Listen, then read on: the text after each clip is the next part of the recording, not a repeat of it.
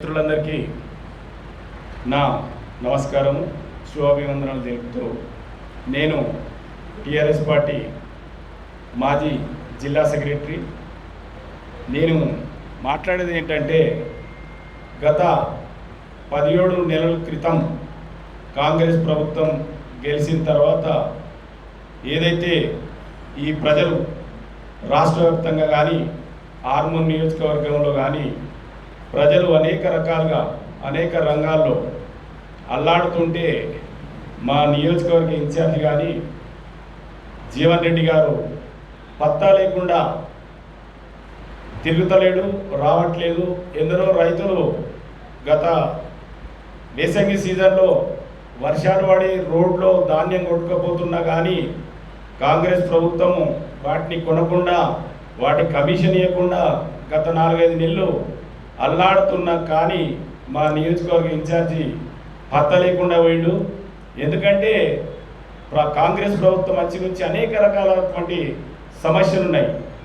Pension 2000 pension 2500 పింఛన్లు ఇస్తా అన్నది కానీ, కళ్యాణ లక్ష్మి ఇస్తూ 1 లక్ష రూపాయలు ఎక్స్ట్రా ఇస్తాను కానీ, ఇప్పుడు జరుగుతున్నటువంటి ఇందిరమ్మ ఇల్లు ఇవ్వడంలో అనేక లోటుపాట్లు ఉన్నాయి, అనేక వైఫల్యాలు ఉన్నాయి కాంగ్రెస్ ప్రభుత్వాన్ని. కానీ దాన్ని ఎండగట్టడంలో మా నాయకత్వం, ఆది నాయకత్వం పూర్తి విఫలమైంది.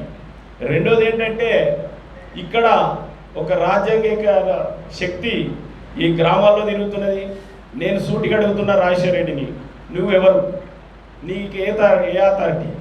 నీకేమన్నా టీఆర్ఎస్ పార్టీ నువ్వేమన్నా కాన్స్టిట్యున్సీ ఇన్ఛార్జ్ అని ఏమన్నా ప్రకటన చేసిందా? లేదా నేనే మా అన్న మాజీ ఎమ్మెల్యే, మా అన్న నియోజకవర్గ ఇన్ఛార్జ్ అని నీ కుటుంబం సర్టిఫికేట్ ఇచ్చిందా? ఇది దెబ్బల రాజశేఖర రెడ్డి. నీకు ఏ అర్హత ఉన్నది? తెలంగాణ ఉద్యమంలో పాల్గొనడమే కాదు. 2014లో జీవన్ రెడ్డి గారికి ముందస్తుగా గౌరవ ముఖ్యమంత్రి కేసీఆర్ గారు టికెట్ ఇచ్చి అనౌన్స్మెంట్ చేస్తే నువ్వు తెలంగాణ ఉద్యమకారులు కానీ టీఆర్ఎస్ సభ్యులను కానీ ఎన్ని అనరాని మాటలు అన్నావో అది మా అందరికి గుర్తు. ఎందుకంటే వీడు గెలుస్తాడా, వీడు గెలిచి మా ఇల్లంతా గుల్లా చేస్తాడు, వీడు గెలుసు లేదేం లేదని నువ్వు ఎన్ని సూటిపోటి మాటలు మాట్లాడి ఎండకెలంగానే ఆ కుటుంబ వ్యవహారంలో దూరి ఇవాళ ఈ నియోజకవర్గాన్ని సర్వనాశనం చేసి టీఆర్ఎస్ అంటే ఏమీ లేని పరిస్థితి తీసుకొచ్చినావు నువ్వు, మీ అన్న. రెండోది ఏమంటున్నంటే, గత జీవన్ రెడ్డి గారు గత 10 ఏళ్ళు అధికారంలో ఉన్నప్పుడు అనేక రకాలుగా వేధింపులు, అనేక రకాలు సొంత పార్టీ కార్యకర్తలకు టికెట్ ఇచ్చి బీఫామ్ ఇచ్చి ఓడించిన చరిత్ర నీది. ఎందుకంటే ఐలపూర్ సుదర్శన్ ఎంపీటీసీగా బీఫామ్ ఇచ్చి నువ్వు స్వయంగా ఓడగొట్టిన విషయం అవునా కాదా జీవన్ రెడ్డి తెలపాల. రెండోది ఏంటంటే, జడ్పీ చైర్మన్ దాదాన్న గారు విఠలరావు వారిని కేసీఆర్ గారు 2000 ఉద్యమం నుంచి 2001 నుంచి నాయపడి ఉన్నాడు, అమాయకుడు, ఇంకే రాజకీయ భవిష్యత్తు కూడా చివరి దశకు వచ్చిండని ఏరి కోరి దాదాన్న గారు విఠలరావును జడ్పీటీసీగా టికెట్ అనౌన్స్ చేస్తే ఇవాళ మీరు కాంగ్రెస్ వాళ్ళతో కుమ్మక్కై డబ్బులు పంపించి ఆయనను ఓడగొట్టాలనే విషయం ప్రయత్నం చేసినమాట నిజం కాదా? అలాగే ఇక కాన్స్టిట్యున్సీలో తన్వేద సర్పంచ్ కోసం మాజీ ఎంపీపీ రవి గారు సర్పంచ్ పోటీ చేస్తే నువ్వు నీ భార్య టీఆర్ఎస్ కార్యకర్త ఎంపీపీ, మాజీ ఎంపీపీ, నేను నీ భార్య ఆయనకు వ్యతిరేకంగా ఎన్నికల ప్రచారం చేసి తన కుటుంబ సభ్యుడు తన చుట్టమని ఇతర పార్టీ వ్యక్తిని గెలిపించి ఆయనను నిట్ట నిలువున బర్బాద్ చేసింది నిజమా కాదా? అదే కాకుండా నియోజకవర్గంలో నీకు ప్రశ్నించే గొంతు కంటే నీకు పడదు. ప్రశ్నించడం అంటేనే నీ ఒళ్ళంతా జలధరింపు. అట్లాగే తనకు వ్యతిరేకంగా కానీ కవితమ్మకు దగ్గర ఉన్నటువంటి వ్యక్తులను కానీ టార్గెట్గా చేసి నియోజకవర్గంలో దాదాపు ఒక 10 మందిలపై అక్రమ కేసు పెట్టింది నిజమా కాదా? ఒకటి లక్కంపల్లి మాజీ సర్పంచ్ ప్రసాదరావుపై, అలాగే డీసీబీ డైరెక్టర్ మోహన్ రావుపై ఎస్సీ యాక్ట్ పెట్టించింది నువ్వేనా కాదా? ఇది 100% నువ్వే. ఎందుకంటే మేమందరం నీ ఎమ్మడే ఉన్నాం కాబట్టి ప్రతి క్షణం నువ్వేం చేస్తున్నావు అనేది ప్రతి కార్యకర్తకు తెలుసు. అలాగే మైలారం బాలు అనే ఎంఆర్పిఎస్ కార్యకర్తది కారు కాలబెట్టింది నువ్వేనా కాదా అనేది చెప్పాలా? ఎందుకంటే నీ ఎంబడ తిరిగిన వాళ్ళే ఆ కారు కాలబెట్టిర్రు. అది అనే విషయం జనమందరికి తెలుసు, పోలీసులకు తెలుసు. అయినా నీ ఇంప్లుయెన్స్ పెట్టి ఎన్నో రకాలు చేసి ఆఖరికి చివరికి అటు తిప్పి అరుగుల సురేష్ అనే నేను నా మీద కార్గాలు పెట్టించడానికి కేసులు మోపడానికి విశ్వ ప్రయత్నాలు చేసినావు. ఎందుకు అని అంటే నేనేమని ప్రశ్నించిన 2018లో ఎన్నికల కంటే ముందు కాన్స్టిట్యున్సీలో దాదాపు ఒక 500 మంది సీనియర్లు, అందులో ఎస్సీ ఉన్నారు, బీసీ ఉన్నారు, ఇట్లా అందరూ ఉన్నారు. ఆ సీనియర్లు అందరూ ఏమన్నారంటే, అరే నాయన ఈ జీవన్ రెడ్డితో మనం వేయలేము, ఎందుకంటే కార్యకర్తలంటే కుక్కల కంటినం, అవ్వ అక్క ఎన్ని తిట్టిండో అవన్నీ గుర్తు. నా కళ్ళ ముందటనే మాజీ ఎంపీ పోతు నరసయ్యను ఇక మామూలు కాదు, నేను ఈ మైకులో చెప్పలేను. ఎందుకు అనంటే ఆయన ఒక ఎంపీపీ, ఒక గౌరవ సభ్యుడు, గౌరవ పబ్లిక్ నుంచి ఎన్నికయ్యాడు. అసలు కుక్క కంటినం తిట్టాడు. అలాగే చైర్మన్, మాజీ చైర్మన్లు, ఇప్పుడున్నటువంటి మున్సిపల్ చైర్మన్లు, బబ్లే కావచ్చు, ఇప్పుడున్న తన పేరేంటి, ఇప్పుడున్న చైర్మన్ మాజీ పండిత్ పవన్, ఎంత ఘోరం అంటే అసలు ప్రజాప్రతినిధులు కానీ తోటి కార్యకర్తలు కానీ హీనంగా కుక్కల కంటే హీనంగా చూసిండు. అసలు వీళ్ళందరూ నా జీతగాళ్ళు, ఈ టీఆర్ఎస్ పార్టీ నా జాగిరి, మా అయ్య సంపాదించిన జాగిరి అనే భావాన్నే చూపించిండు. కానీ టీఆర్ఎస్ పార్టీ అనేది గౌరవ కేసీఆర్ గారు వారు 20 ఏళ్ళు తెలంగాణ ఉద్యమం చేసి ఒక పార్టీ పెట్టి ఎన్నో ఒడిదొప్పులు చేసి ఎన్నో చేసి ఇలా చావు నోట్లే తలబెట్టి తెలంగాణ తెచ్చి తెలంగాణ అంటే ఒక అద్భుతమైన తెలంగాణ నిర్మిస్తే ఇట్లాంటి గుండనక్కలు వచ్చి 6 నియోజకవర్గాన్ని టీఆర్ఎస్ పార్టీని సర్వనాశనం చేసి సర్వం చేసి ఇవాళ పెట్టారు. అలాగే అది కాకుండా ఇంకా ఏమిటంటే సొంత పార్టీపై కార్యకర్తలపై ఇప్పటిదాకా చెప్పినటువంటి సొంత పార్టీని ఓడించడం, సొంత పార్టీ కార్యకర్తలపై కేసులు బుక్ చేయడం అనేది ఆయన కామన్. అలాగే సరే ఆయన ఎమ్మెల్యే ఉన్నాడు, ఎమ్మెల్యే తమ్ముడు గారు ఉన్నారని ఎవరెవరు వస్తారు, ఒక అమాయకులటువంటి వ్యక్తుల ద్వారా కోట్ల రూపాయలు నీ తమ్ముడు తినేసి అల్ల పెట్టిస్తా అని చెప్పి కోట్ల రూపాయలు ఇవాళ పరేషాన్ ఉన్నారు. అలా చిట్టపురతను ఒక ఎన్ఆర్ఐ, ఆ ఎన్ఆర్ఐ దేవుడికి సేవ చేద్దాం, దేవుడి కోసం ఏమైనా చేద్దామంటే అరే నీ పేరు మీద కాంట్రాక్ట్ తీస్తున్నా, దేవుడు గుట్టకు నువ్వే పనిచేయాలా, నీకే బిల్లు ఇప్పిస్తా అని చెప్పేసి చివరికి ఆ బిల్లు ఇవ్వకుండా ఆ చిట్టపురాయన ఇవాళ ఉరిపెట్టుకునే పరిస్థితి ఉన్నది. అలాగే నేను నా కళ్ళ ముందర జరిగినటువంటి సంఘటన ఏంటంటే ఇదేంటి మాల్ జీవన్ రెడ్డి మాల్ సడక్ ప్రమోద్ అంజాగోడ్ ఫస్ట్ వాళ్ళ పేరు మీద అగ్రిమెంట్, ఆ అగ్రిమెంట్ అయింది. వాళ్ళకు ఉన్నటువంటి ఇబ్బందులు, వాళ్ళు దాన్ని వేయలేని పరిస్థితి, అప్పటికి 5 కోట్ల రూపాయలు ఖర్చు పెట్టుకొని పరిశాన్ వాళ్ళు కాంగ్రెస్ గవర్నమెంట్లో కాంట్రాక్ట్ తీసుకున్న ప్రతి సంవత్సరానికి 70 లక్షల రూపాయలు నువ్వు కట్టాలని డిమాండ్ ఉంది ఆర్టీసీ. సరే అది వాళ్ళతో అయితే లేదని చెప్పి నన్ను సంప్రదిస్తే సరే నేను జీవన్ రెడ్డి గారిని అడిగాను, మరి ఏమంటావు అన్నా అంటే సరే ఒకసారి దోల్కర్ అని చెప్పి మాట్లాడాను. మాట్లాడితే ఆయన ఏమన్నాడంటే చివరికి ఏమన్నాడంటే నేను సరే తీసుకుంటా, నేను మంచిగా అయితే మీకు 6 కోట్ల రూపాయలు ఇస్తే మీకు అయిన ఖర్చుకి కూడా ఇవ్వలేదు. సరే ఇవ్వలేవు, దానికి ఏదైతే లోన్ తీసుకోవడానికి నీ సొంత బంధువులే ఎంతోమందిని షూరిటీ పెట్టించినారు. ఇవాళ షూరిటీ పెడితే వాళ్ళ కోట్ల రూపాయల విలువైనటువంటి భూములు గాయమైపోయిన ఎస్ఎఫ్సి హ్యాండ్ ఓవర్ చేసుకున్నారు. ఇప్పుడున్న పరిస్థితి వాళ్ళకు ఉన్నది ఏంటంటే వాళ్ళ ఆత్మహత్య. ఇవాళ సడక్ ప్రమాద పరిస్థితి, అంజగోడు పరిస్థితి ఏంటంటే భయంకు భక్తికు పలకలేక కుమిలి ఏడుస్తున్నారు. ఆ కలకలు ఎవరికి? అలాగే నేనేమంటున్నా అంటే గౌరవ మాజీ ముఖ్యమంత్రి చంద్రశేఖరరావు గారు కానీ, కేటీఆర్ కానీ ఈ తెలంగాణ కోసం కానీ, ఈ తెలంగాణ నిర్మాణాలు కానీ వాళ్ళు కష్టపడుతుంటే, వాళ్ళ పార్టీ నిర్మాణం కష్టపడుతుంటే ఈ పందికొక్కులు వచ్చి తినేసి ఇది సొంతం పార్టీ అంటే మా ఇంటి జాగిరే, మా అయ్య అవ్వ తీసుకొచ్చింది, మా అయ్య జాగిరే అని అనుకుంటున్నారు. కానీ ఇది ఒక పార్టీ, ఇది ఇంకొక విధానం, ఒక జిల్లా అధ్యక్షుడు, ఒక రాష్ట్ర అధ్యక్షుడు, ఒక పార్టీ ఉంటుంది అనేది ఏ మాత్రం ఇద్దరు అనుకున్నట్లేదు. అలాగే ఇంకా ఏంటంటే ఎవరైతే మొన్న కవితక్క ఒక మాట అన్నది ఏమని అంటే నన్ను ఓడించే దాంట్లో 2018 ఎంపీ ఓడించే దాంట్లో 2 ఎమ్మెల్యేలు ఉన్నారన్నది, అది 100% నిజం. వాళ్ళు ఎవరో జీవన్ రెడ్డి చెప్పాలి. ఎందుకంటే ప్రతి కార్యకర్త ఆర్మూర్ కార్యకర్తకు తెలుసు ఎందుకు ఓడగొట్టాలా, ఏం ఓడగొట్టాలనేది కార్యకర్తలను ఎంత ప్రెషర్ చేసిందో అది ప్రతి కార్యకర్తకు తెలుసు. అలాగే నేనేమంటున్నా, కవితక్క ఎన్నికల్లో ఉంటే ఒక కార్యకర్త అన్నాడు ఇక్కడే, ఒక సీనియర్ కార్యకర్త పేరు కూడా చెప్తున్నారు, కలిగొడు కనాలి. కవితక్కతో ఏమనంటే, అక్క మీరు ముఖ్యమంత్రి కూతురు అనుకుంటున్నారు, ఓటర్లు ఏమనుకుంటారు, మాకేదో కొంత రావాలని అనుకుంటున్నారు, దయచేసి అది అరేంజ్ చెయ్యు అని చెప్పింది.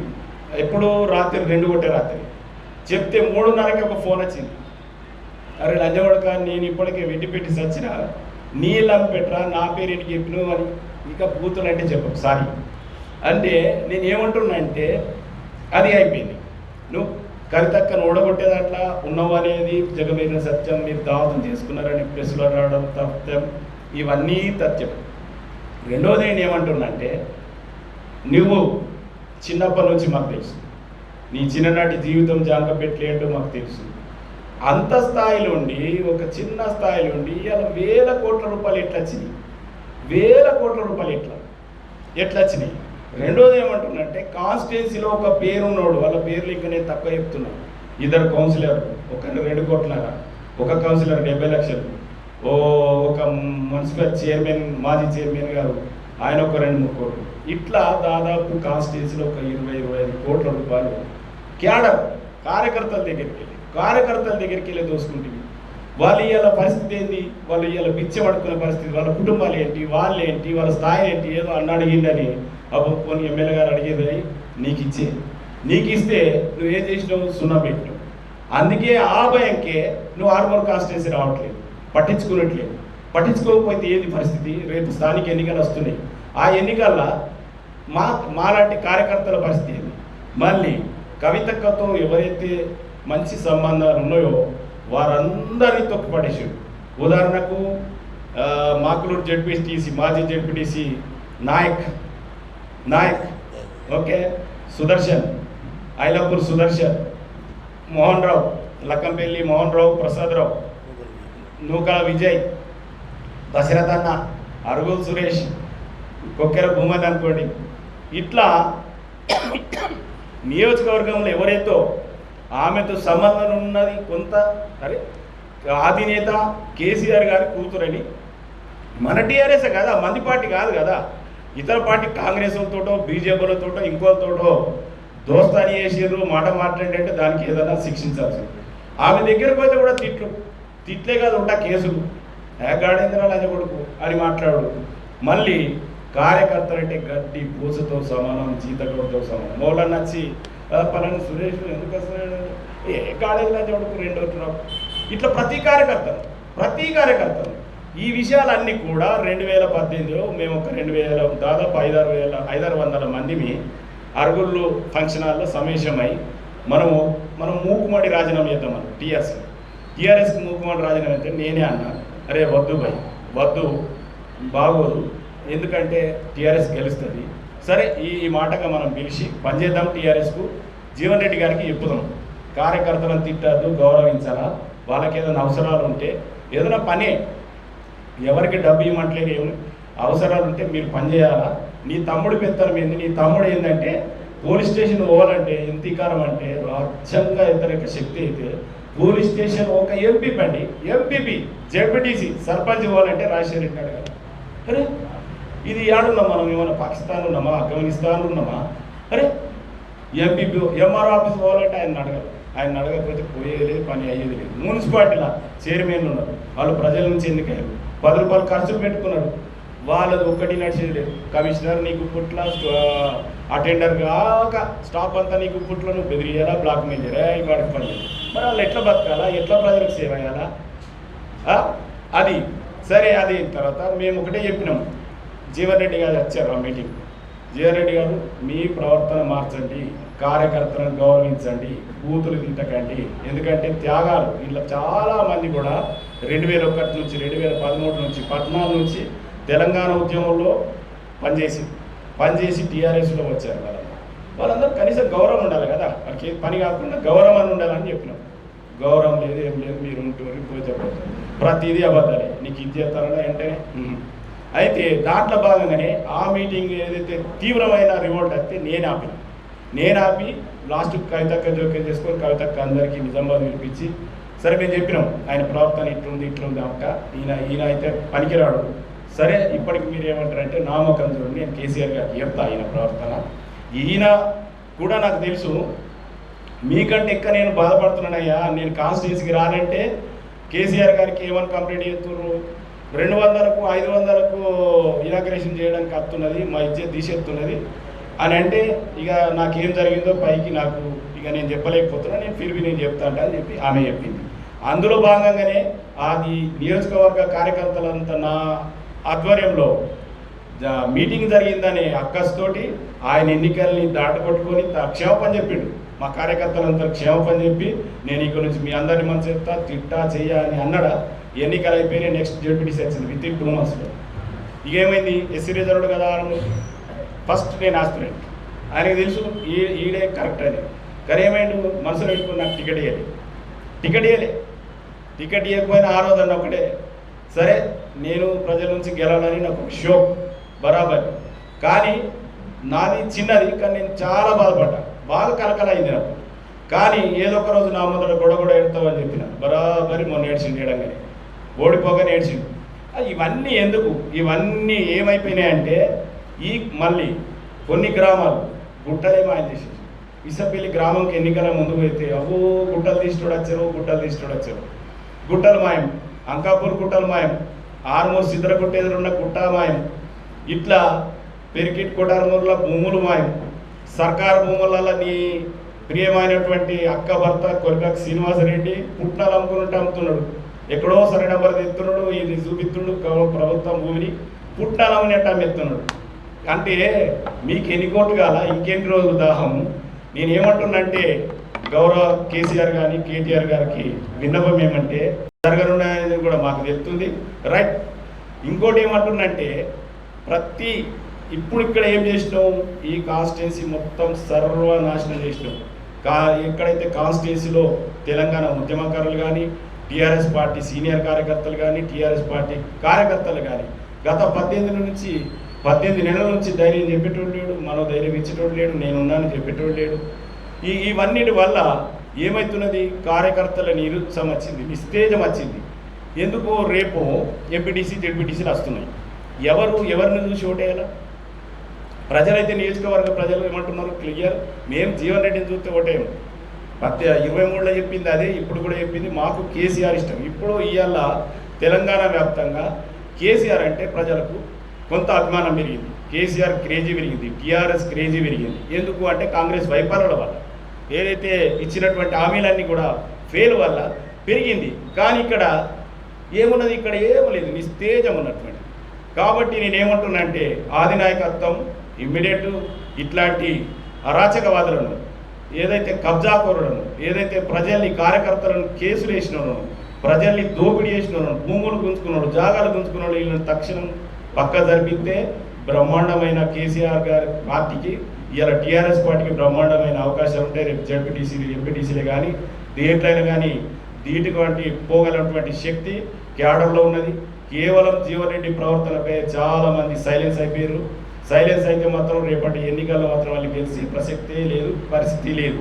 నిన్ను చూసి మాత్రం ప్రజలు ఒక మంచి అభిప్రాయం ఖర్చు. ఇంకోటి కూడా చెప్తున్నాను, ఒక గౌండ్ల పిల్లగాడు కలిసి నువ్వు నీ మనుషులతో కొట్టిద్దివి బహిరంగ రహస్యం, నీ మనిషితో కొట్టిస్తే ఇవాళ మాకులోని పండుగలు నీకు వచ్చినట్లేదు. ఇలా ఏ ఒక్క విలేజ్లో నీకు క్యాడర్ ఉందా, నీకు ఓటర్ ఉందా, నేను ఒక్కోరు సై అనేటోళ్ళు అది లేదే. సరే మళ్ళీ ఏమైపోయినావు, సొసైటీ ఎన్నికల్లో నిజామాబాద్ అర్బన్ ఎమ్మెల్యే గుప్తా తండ్రి పోటీ చేస్తే వాళ్ళ తండ్రిని ఓడించిన చరిత్ర, వెన్నుపోటు ఓడిచినటువంటి చరిత్ర నీది. ఆఖరికి వాళ్ళ తండ్రిని కూడా బతకనియదు. అమ్మ వీడా ఇక పక్క ఎమ్మెల్యేలు ఎవరైనా కసుకుని వస్తే ఓ నా కాన్స్టిట్యున్సీకి వచ్చేదే లేదు, ఇది నా జాగిరని నువ్వు బెదిరించి ఎన్ని వేసి ఇవన్నీ చేసి మళ్ళీ ఎన్నికలకు మళ్ళీ ఈ కాన్స్టిట్యున్సీకి నువ్వు ఎలా రాగలవు, ఎలా వస్తావు, ప్రజలు ఎట్లా నిన్ను మాత్రం ఏ పరిస్థితుల్లో నీ జన్మలో కూడా ఆర్మూర్ కాన్స్టిట్యున్సీని అడుగుపెట్టి ఇచ్చే పరిస్థితి లేదు. ఏ ప్రజలను అడిగినా చెప్తున్నారు అబ్బో బాబు అరచుకోవాలి. నువ్వు అట్లా చేతులారా చేసుకున్నావు, ఎప్పటి బతకలేలే. ప్రతి ఒక్కడి మీద కేసు, ప్రతి ఒక్కడి కబ్జా, ప్రతి ఒక్కడి తాడు పైసలు కానచ్చినట్టు చాలు వెంటనే ఫోన్, అరే పలాని పైసలు కానచ్చాయి, అరే బైకో భక్తికో ఇచ్చారు కదా. సరే ప్రతి వ్యక్తి బాకీ ఉంటాడు, తీసుకుంటాడు. సరే ఏ రాకుండా రేపు ఓ 10 రూపాయలు ఎవరు 5 రూపాయలు నేను ఎత్తున్నాను చెప్పాడు. ఇది ప్రతి ఒక్కరు నైజాం మనిషి.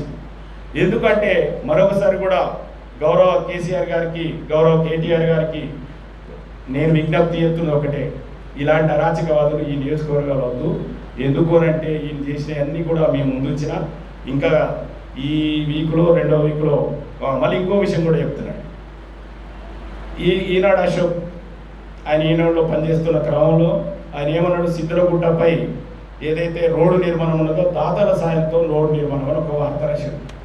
ఏక రాత్రి 3 గంటలకు వచ్చి మామూలు టార్చర్. ఎట్లా రాసినావు నువ్వు ఎట్లా రాసినావు, ఎట్లా రాస్తావు, నేను కాంట్రాక్ట్ గవర్నమెంట్ నుంచి నేను ఫండ్స్ ఇస్తా అంటే నువ్వు ఇవి రాసినావు కాబట్టి నా నోట్లో మన్న పోతున్నావు అని చెప్పి ఆయన బెదిరించి సతాంచి చివరికి డైరెక్టర్లను, ఈనాడు డైరెక్టర్ల దగ్గరికి ఆయన ఉద్యోగమే ఊస్తూ ఎత్తి చివరికి ఆయన కుమిలి చనిపోయి ఇది జగవేరిన సత్యం. నువ్వు సావు కూడా రాలేవు. సావుకి ఎందుకు రాలేవు? నీలో భయం ఉంటేనే కదా, అభద్ర భావం ఉంటేనే కదా, తప్పు చేశాననే భావన ఉంటేనే కదా నువ్వు సావుకు రాలేవు. అలాగే ఆంధ్రప్రభ చారి సభను కూడా ఎలా నమస్తే తెలంగాణ చెట్ల వీకేపించిండో అది అందరికీ తెలిసి, అలాగే మన మోహన్ రెడ్డి బైసాపును కూడా ఎట్లే కూడా పడ్డాడో ఇవన్నీ గుర్తు. ఆఖరికి నేను ఏమంటున్నా అంటే జర్నలిస్టును కూడా వదలలే. తనకు వ్యతిరేకంగా ఏదన్నా ఉంటే ఎవరైనా కానన్నా ఎంత ఎదిగితే అంత ఒదిగల, కానీ ఈయన ఎంత ఎదిగితే అంత అరాచకవాది తయారాడు, అంత అరాచకాలు చేసుడు. నేనే 30 ఏళ్ళు 40 ఏళ్ళు ఇక్కడ ఉంటానని నేను రాజ్యం వెళ్తానే భావనతో ఇవన్నీ చేసాడు. కాబట్టి ఇవన్నిటి వల్ల ఏ ప్రజలు కూడా ఒప్పుకునే పరిస్థితులు కాబట్టి వీరిద్దరు తప్పియాలని కూడా గౌరవ కేసీఆర్కి తరలా ఇస్తాము. రెండోది ఏమంటున్నంటే ఈ నియోజకవర్గంలో రేపు వచ్చే ఎన్నికలు ఉన్నాయి, సర్పంచ్ ఉన్నాయి, జడ్పీటీసీ ఇవన్నీ ఉన్నాయి. కాబట్టి ఇవన్నిట్లల్లో ఈయన వస్తే మాత్రం ప్రజలు ఓటేరు. ప్రజలు స్పష్టమైన నిర్ణయంతో ఉన్నారు. జీవన్ రెడ్డి అంటే మేము వేసేది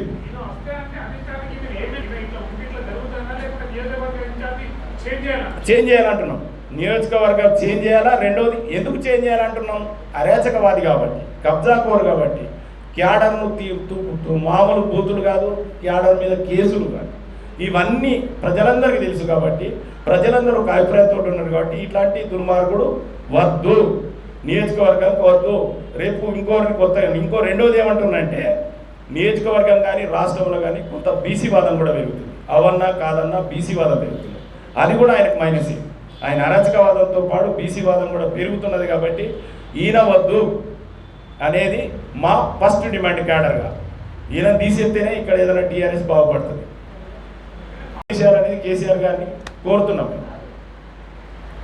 అన్న. ఇంకా ఏంటన్నా బరాబర్ ఉంటాం, అందులో డౌట్ లేదు. బరాబరే ఉంటాం. టీఆర్ఎస్లో ఉండడం పక్కనే, పనిచేసడం పక్కనే అన్నా. మేమా అట్లాంటిది ఏం ఆలోచన లేదు, ఇంతట్లయితే లేదు. ఓన్లీ కేసీఆర్ గారికి ఈయనపై కంప్లైంట్ చేసుడు పక్కా త్వరలో. ఎందుకంటే ఆయన కూడా తెలవాల్సిన అవసరం ఉంది. ఇప్పుడు కూడా తెలుస్తుంది, నాకు తెలిసేది ఇప్పుడు ఈ మీ ద్వారా తెలవాలనేది నేను కోరుకుంటున్నా. బలంగా కోరుకునేది ఏంటంటే దయచేసి మీరు ఎలాబరేట్ చేయండి. నేను అన్నదే, ఇంకా లేనిది కూడా అవసరం లేదు. నేను అన్నదే నాకు కొంచెం సపోర్ట్ చేయండి. ఎందుకంటే ఇదొక గొప్ప విషయమే. చాలామంది ఉన్నారు, కాన్స్టిట్యూన్సీ ఉన్న వాళ్ళందరూ నాతో 100 మంది మాట్లాడారు. చాలామంది ఒక నాకు తెలిసి ఆలూరు, మంతెన, మగిడి, దేగాం, అటచ్చి మిరదాపల్లి నుంచి క్యాడరు కేసీఆర్ దగ్గరికి పోలని గత 5-6 నెలలుగా ప్రయత్నం చేస్తారు. ఈయన మీద కాంప్లైంట్ చేద్దాం, ఈయన అద్దు అని. కానీ ధైర్యం జారిపోతలేదు. వాస్తవంగా ధైర్యం జారిపోతున్నారు. చాలామంది ఉన్నారు, నాతో చాలామంది కూడా ఫోన్లలో మాట్లాడుతున్నారు. చాలామంది సీనియర్లు అక్కడికి వెళ్ళి చాలామంది అద్దరా బాబు, ఈయన అద్దరా, ఈయన అద్దు అనేది. అన్నా జిల్లా కార్యదర్శి, టీఆర్ఎస్ పార్టీ సీనియర్ వర్కర్ని, తెలంగాణ ఉద్యమకారుని ఈ హోదాగా నాకు సరిపోతుంది. ఒక కార్యకర్తగా కూడా మనం మీటింగ్ పెట్టుకోవచ్చు. దళిత బంధు ప్రభుత్వ ఉద్యోగులు 3, 2 బీసీలు, ఒక్క ఎంపీపీ 5, ఒక జెడ్పీటీసీ 4, ఇంకో ఎంపీటీపీ 4. ఇట్లా దళిత బంధు అంటే దళితులు ఎవరైనా గరీబులు ఉంటే, టీఆర్ఎస్ కార్యకర్త కాకుండా ఎవరైనా దళితుడు వాస్తవాన్ని చెప్తే దళిత బంధు అది విడతల వారికి వస్తున్న క్రమంలో ఆ కులాలకు వెళ్ళి అయ్యా మీ ఊరికి ఒక 4 వస్తున్నాయి, మీరు వాళ్ళకని ఇరి మీరు పేరు చెప్పుర్రి అంటే ఎంత బాగుంటుంది. ఇలా దానివల్ల ఎస్సీలు అందరూ ఎగనిస్ట్ అయిపోయింది, టోటల్ ఎగనిస్ట్ అయిపోయింది జీవన్ రెడ్డి. అమ్మ ఇట్లా చేస్తాడని ఆయన ఇష్టం వచ్చిన వాళ్ళకి ఇచ్చేసుకున్నాడు, ఇష్టం వచ్చిన వాళ్ళకి ఇచ్చేసుకున్నాడు. అంతకంటే అన్యాయం ఏంటంటే అది దళిత బంధు. సరే వేరేది ఏమొచ్చినా మాకేం అభ్యంతరం లేదు. అంటే ఒక కౌన్సిలర్, లైవ్ కౌన్సిలర్లు బీసీ కౌన్సిలర్లకు ఇవ్వడమా ఎంత ఘోరం. నీకు ఛాయ్ అందించేటోడికి చెప్పులు మోసేటోళ్ళకు ఎట్లనే అవునా. ఒక గవర్నమెంట్ ఎంప్లాయీస్ 3 మళ్ళీ మన ఆర్మూర్ గారు. ఒక పార్టీ విధానం ఉన్నదని అనుకోలేడు కదా. ఏమి నేనే నా జాగిరే, ఇది నా సొంతంది, వీళ్ళందరూ నా జీతగాళ్ళు, నా కోసం పనిచేయాలి. మళ్ళీ ఎన్నికలు రాగానే తీయగా అబ్బా సురేష్ ఏడనో రంగన ఏడనో గంగన్న ఏడనో తీయగా ఎంత పని చేసారు, ఎంతమంది పని చేశారు. ఆర్మర్లే తీసుకుందాం, 8,000 వేమద్రి భాస్కర్ బాయ్ 8,000, కలిగూడ గంగాధర్ బాయ్ 8,000, బబులు బాయ్ 8,000, సాజిద్ బాయ్ 8,000. ఒక టీం ఉండేది అసలు. 2014 కంటే ముందు ఎవరైనా టీఆర్ఎస్కి రావాలంటే గన్నకెవడు పోతాడు అనేది ఒక టీమే. వాళ్ళు అద్భుతమైన వర్క్ చేసింది, నిజం చెప్తున్నారు. వాళ్ళు ఇవాళ ఏడ కానకుండా, నేను ఎక్కడ కానకుండా నువ్వు దొక్కుతాయి. ఏమి దీనివల్ల నువ్వేం సాధించిన? ఇవాళ 30,000 ఓట్లు వచ్చే పరిస్థితి వచ్చింది. ఈ పాయింట్ గల్లంతే. రేపు కూడా అదే పరిస్థితి. ఎవడు ప్రజల్లో ఒక మంచి అభిప్రాయం వచ్చేసింది నీకు, అబ్బా ఈడ అద్దరు నాయన అన్నాక ఎవడు చెప్తారు చెప్పండి. క్యాడరు డిసైడ్, ప్రజలు డిసైడ్. ఇంకేడని చెప్పు నీకు భవిష్యత్తు లేదు. కాబట్టి ఆయన అన్న తప్పుకోవాలి, లేకుంటే కేసీఆర్ అన్న తప్పియాలి. తిరిగినాము, పెద్ద ఎలక్షన్లో తిరిగినాము. ఇప్పుడు మాకేమనిపిస్తుంది అంటే ఇతరులను చూస్తే హేళన చేస్తున్నారు. కాబట్టి మేము మంచిగా ఉండాలంటే, ప్రజలకు న్యాయం జరగాలంటే మంచి నాయకుడు రావాలా. పార్టీలో పెద్ద నాయకులు చాలామంది ఉన్నారు. ఇప్పుడు అన్న చెప్పినట్ల ఇప్పటిదాకా భయం పట్టినరు, భక్తితో ఉన్నారు. ఇక మన పార్టీ కేసీఆర్ కానీ కేటీఆర్ కానీ కవితక్క కానీ చెప్పాల్సుకున్న విషయం ఏంటంటే, మన పార్టీ పుట్టగతులు ఉండాలి. ఇక్కడ మన పార్టీ ఎదిగి ఉండాలా. ఇప్పటిదాకా గెలిచి 18 నెలల నుంచి ఒక ప్రోగ్రాం లేదు, మనిషి వచ్చి ఒక కార్యకర్తకు ధైర్యం ఇచ్చింది లేదు. దీని ద్వారా ఇతరుల పార్టీలకు ఏమంట పోతుంది? ఆయన అమ్ముడు పోయిందా? టీఆర్ఎస్ పార్టీ నాశనం అయిందా? ఆయన అమ్ముడు పోతే సొంత విషయం. ఆయనకు ఏమని ఉండొచ్చు, బయట రాణితలేరు, దాడులు జరిగినాయి, అవన్నీ జరిగినాయి, దొంగలుగా జాగుండా చదివి వేరే విషయం, మాకు సంబంధం లేదు. కానీ కార్యకర్తలకు పార్టీ కావాలి కదా, పార్టీకి కార్యకర్తలు కావాలి కదా. పార్టీ ఉంటే కార్యకర్తలకు భవిష్యత్తు ఉంటుంది, కార్యకర్త ఉంటే పార్టీకి భవిష్యత్తు ఉంటుంది. కాబట్టి అన్న ద్వారా, అన్న ఆధ్వర్యంలో మేము ఖచ్చితంగా పెద్ద అయిన బాబు దగ్గర పోతాం, కేసీఆర్ దగ్గరికి ఈ ముంగడ పెడతాము. తొందరలోనే మాకు ఒక దిశ నిర్ణయం చేసే నాయకుడిని. ఇప్పుడు అన్న చెప్పినట్టు ఇప్పటిదాకా రెట్ల రాజ్యం నడిచింది. ఎంత అంటే ఆయనకు 6 రెట్లు ఆ కులం తప్ప ఎస్సీ బీసీలు అయితే కళ్ళకే కానరాలి.